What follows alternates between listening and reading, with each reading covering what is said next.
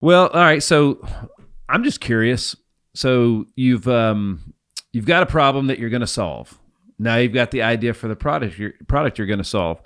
True or false? Bringing a supplement or vitamin or any type of medical medicine is easy to get to market. It's kind of sad.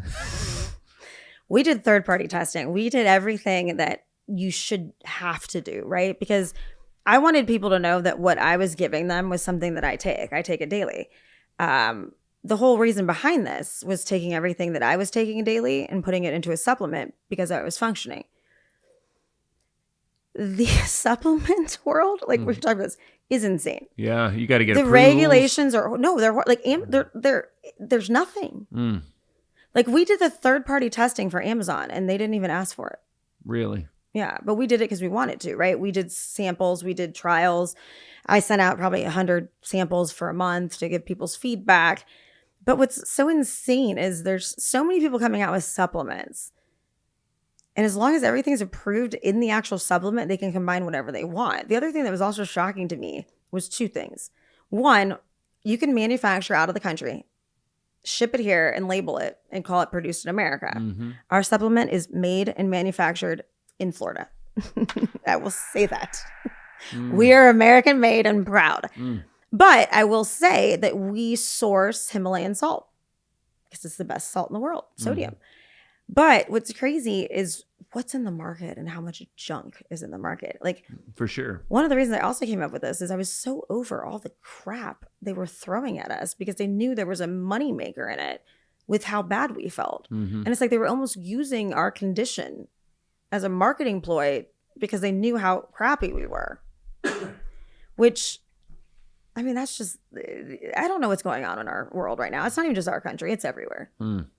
Like whatever happened, just being good to your neighbor and bringing something and doing something. Like we were talking about this the other day. I work with a manufacturer company for Walmart, and the products nowadays last 3 to 5 years. The products back in our day, like vacuums, for instance. A vacuum used to last 20 years. Yeah. Now you're lucky if you get 3 years out of it. That's a manufacturing flaw. Because, and then this whole throwaway. I don't know if you ever watched, what's the show on Netflix that talks about that? It's the most insane thing I've ever watched because I always joke I wasn't the problem. I'm part of the problem. It's buying stuff. It's the throwaway society. Like nowadays, if you order something from somewhere and they don't want you to return it because they don't want to have to get rid of it. So they tell you to keep it and they'll send you something new. Well, what are you doing? Putting it in the dumpster. Like we're just destroying everything at this point. Yeah. And there's no, and that's the other thing too. It's just sad. Like half the supplements in the market are not working. I mean, do you remember when turmeric came out? Yeah. And no one was taking it with black pepper, and my Indian friends were like, "Well, that's why it works for us because we cook with it." Like, but people were just taking it and flushing it out. Like, and I think that's the thing. It's like if there's anything I can tell someone when you are looking at supplements are great. Everyone needs them. We're not getting the proper nutrition and minerals from our food and the environment anymore. Yeah. But make sure you do your research. Where are some good sources of research for people to do? Because again, it's on Amazon, so it must be vetted and approved. It must be healthy. I always tell people, read the studies, not the headlines. Are reviews a good source? Like people have taken it, tried it. Yeah. Wow, that's another problem too. It's funny that no one leaves reviews anymore unless it's negative. Well, that's true, yeah. And like so much of it's based on reviews, but like we actually have more reviews on our website than we do Amazon. Okay. Which is funny. Like I'll have people text me and go, "This is great." I'm like, "Can you leave a review then?" Like, thank you for messaging me. Sure. You put that in review form. I think reviews, I think one of the first things that I was stressed about was some of these groups. There's a lot of groups on Facebook, and like you were talking about, people like to wear these diseases as a badge of honor. And I'm like, why are you bragging? That was one of the hardest things is I realized there's a lot of people out there that don't want to feel better. They just want to complain about it. That's right. So we're looking for the people that want to feel better because I made that decision almost 10 years ago. I said, I'm not doing this. I'm not going to spend the rest of my life feeling like this. Now, I won't lie. 12 holistic doctors. There was a lot of weird ones. I bet. But you're the only person in control of your health. That's right. You're the only person that decide what you feel better. At the end of the day, you're the only person. That's right. And if you can't do it, who else is? And that's right. I just wanted to help people that felt like I felt. Well, it's anytime something new comes about, there's always there. Well, literally, it's proven only 8% of the population is an early adopter. Only 8% of the population is going to stand outside the Apple store for the new iPhone without getting somebody else try it first. You know what I'm saying? But isn't it funny that 8% dictates the whole market because people think there's way more? Yeah, I mean, it's really that's the innovators.